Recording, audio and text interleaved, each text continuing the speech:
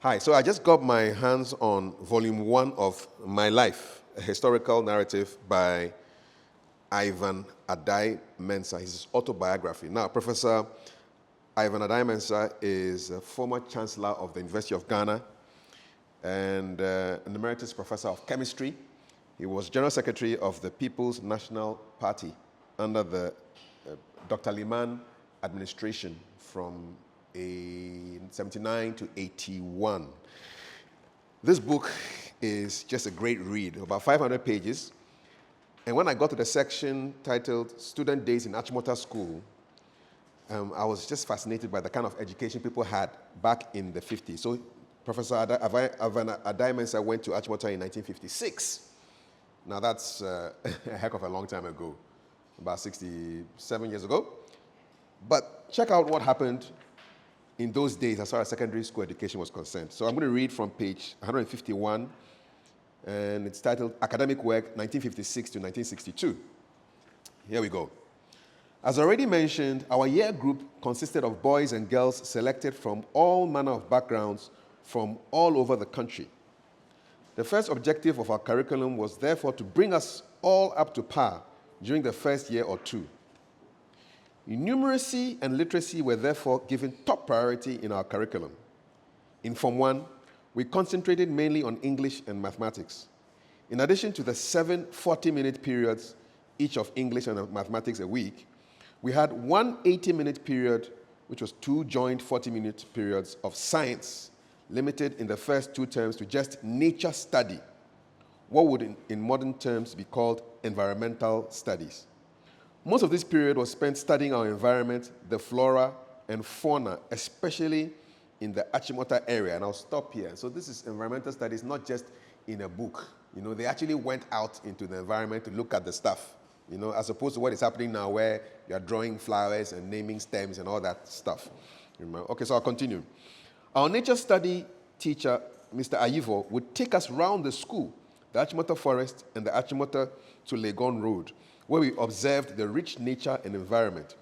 We learned the local, English, and scientific names of virtually all the flora and fauna of the area, including the numerous anthills, pythons, and puff adders that characterize that environment all the way to the University of Ghana campus. That was the time that we learned the scientific names of the neem tree, Azadirachta indica, the silk cotton tree, Saiba petandra, the flamboyant tree, Dilonyx or Poinciana regia, and the baobab tree, Adansonia digitata. The dawadawa tree, which is also called Parkia clapetoniana, and several others, all names which many of our generation have never forgotten up to this day. It was only during the 3rd term that we started laboratory science. Other subjects were 2 periods a week of music per class, plus 1 period a week for the entire Form 1 students, which was devoted to singing and music appreciation. I just want to pause here, because just today I had an interview with musician Trigmatic, and he was lamenting the fact that they don't do music in school anymore. And this is secondary school where everybody has music every week. 2 periods of music per class, plus 1 period a week for the entire Form 1 students devoted to singing and music appreciation. So music was not just for art students, business students did it, science students did it. This was a real education, you know. I'll continue. I remember an incident during one of these music appreciation classes when our music master, Mr. Bahu, played one of the famous Tchaikovsky pieces. I think it was the Nutcracker Suite. At the end of the piece, Bahu called Samuel Kwamena Daisy and asked him how he liked the piece, whether he appreciated the intricacies of it. Imagine asking a Form 1 boy from Shama, raw as uncooked plantain, to appreciate Tchaikovsky. Kwamena Daisy's answer was fantastic and unexpected. He answered, "Sir, as for classical music, it is like salad. If you say you do not like it, people will say you are a bush boy. If you say you like it too, then you are simply deceiving yourself. Because as a typical African, you cannot say you enjoy eating grass and leaves." End quote. Beho was livid but understood. But what did you expect from a boy from Shama whose father was a founding member of the famous Axim Trio concert party? And I'm just pausing to think, listen, if your music master was Mr. Philip Bahu, the man who composed the music for God Bless Our Homeland, Ghana, Charlie, what an experience in secondary school. I'll continue. So 2 periods a week each were devoted to geography, practical physical training, and 1 period a week of physical education theory. The last 2 periods of each day were spent in the art and craft department. The 10 40-minute periods in this were divided among fine art, weaving, modeling, pottery, and carpentry. Carpentry was compulsory for every male student throughout the first year. I can't even believe this, man. Everybody did carpentry, no matter what. Dadabao, Ijabao, you all did carpentry. This is just great. So it was compulsory for every male student throughout the first year, but every student was made to have at least 1 term's experience of modeling, pottery, weaving, and bookbinding by the end of the 2nd or 3rd year of our first 3 years in the school. The girls also had 2 periods of housecraft a week.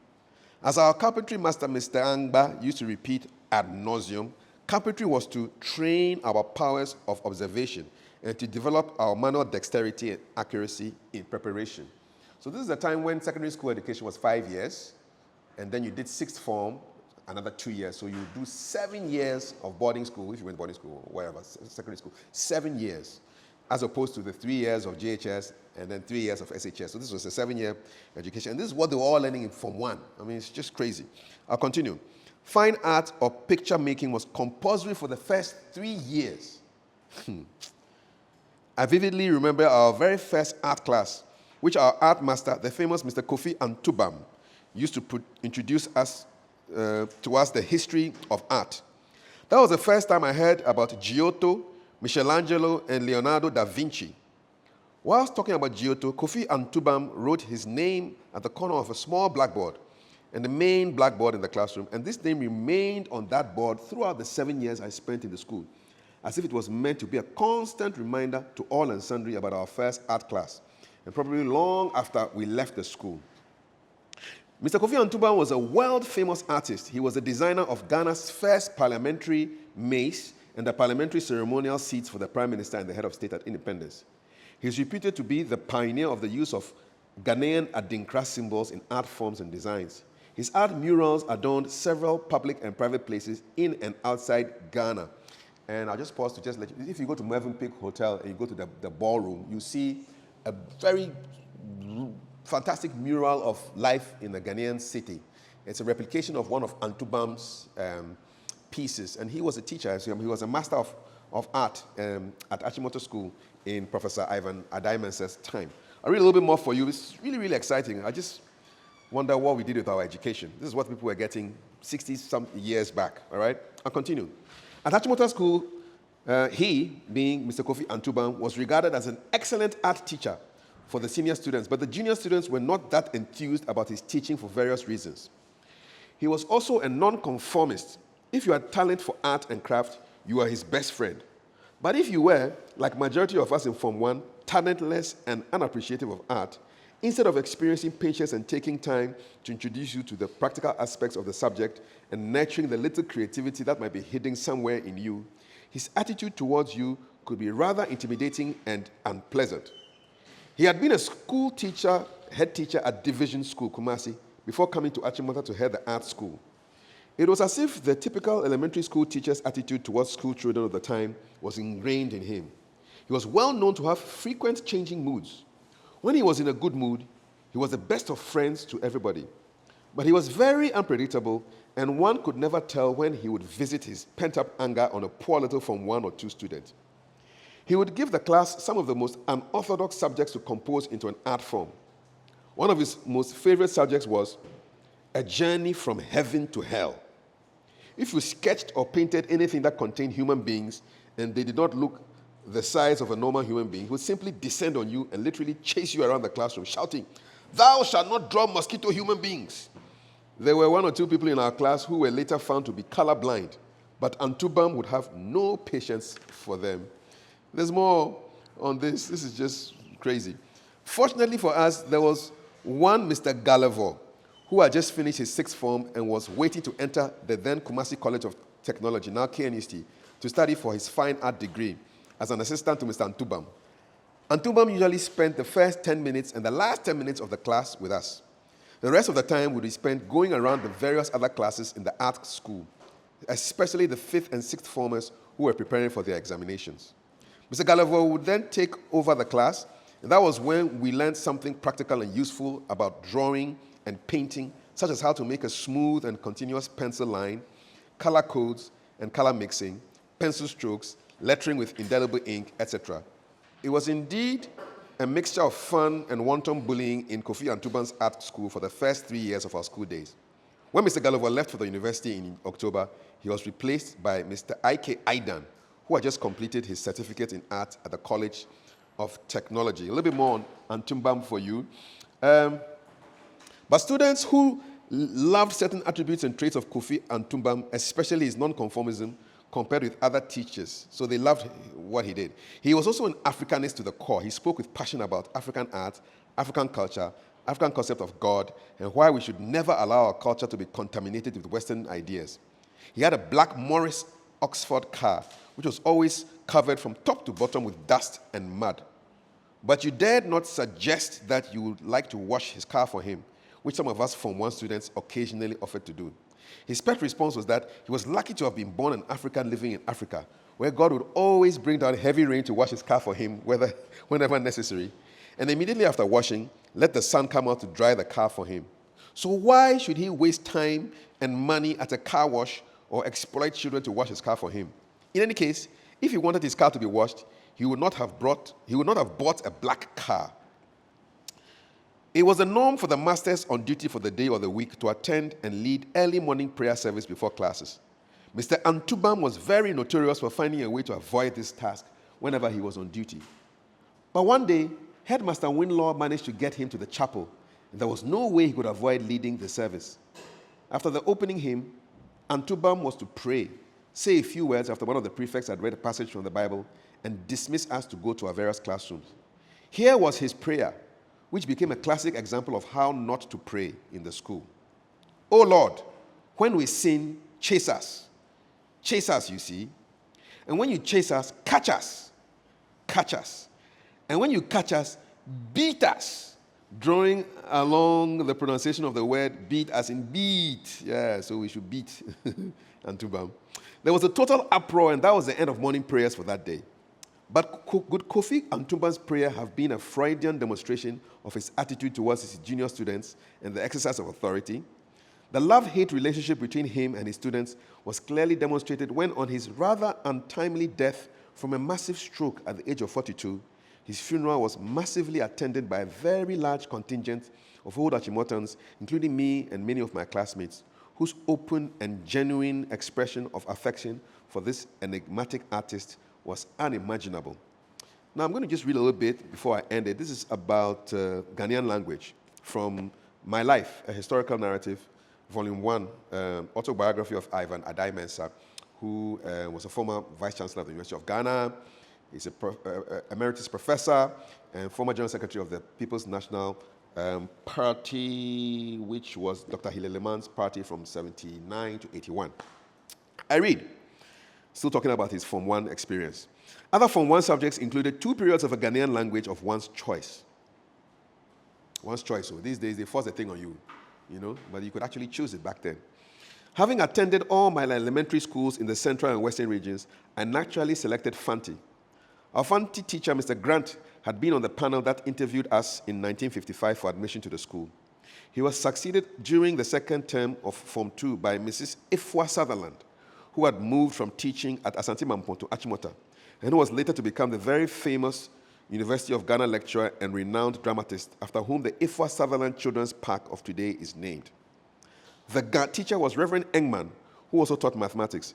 Was taken by Mr. Ayivo, who also taught nature study, while Mr. H.C. Labi taught tree and Form 1 mathematics. Tree was a problem for the tree speakers.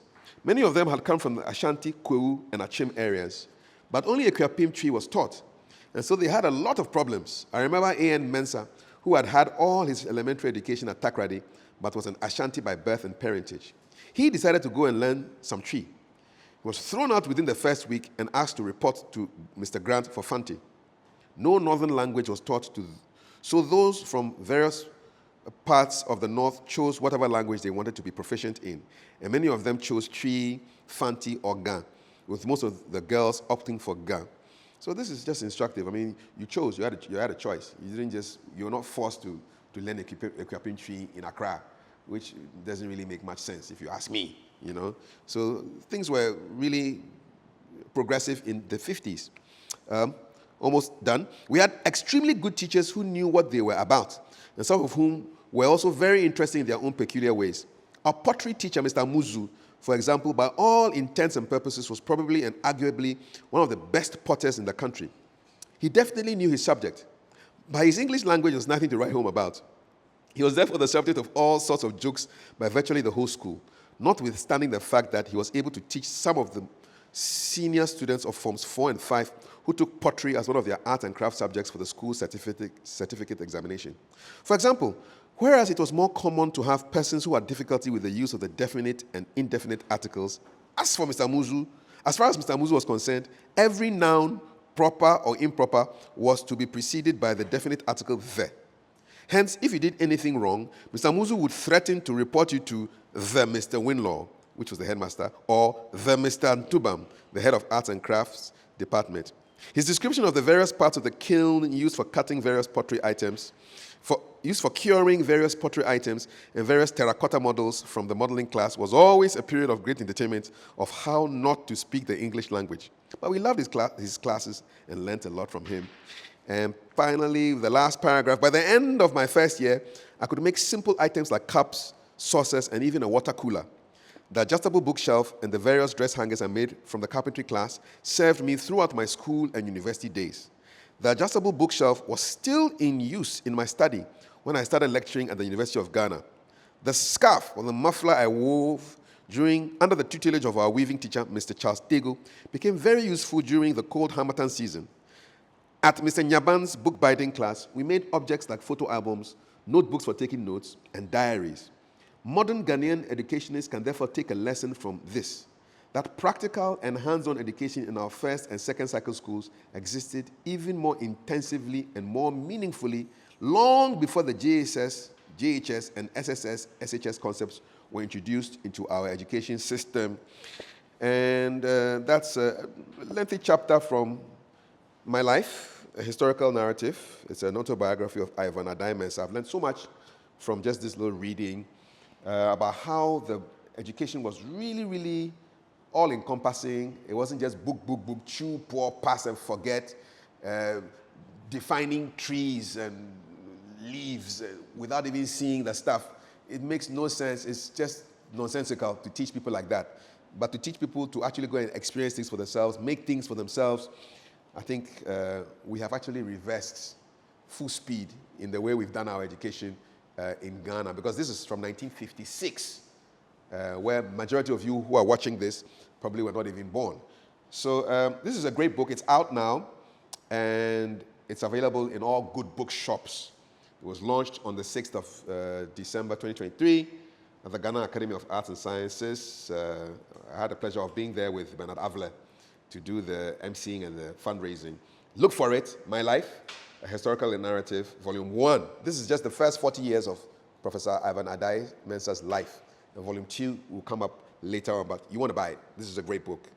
Very, very well worth reading, so check it out for yourself.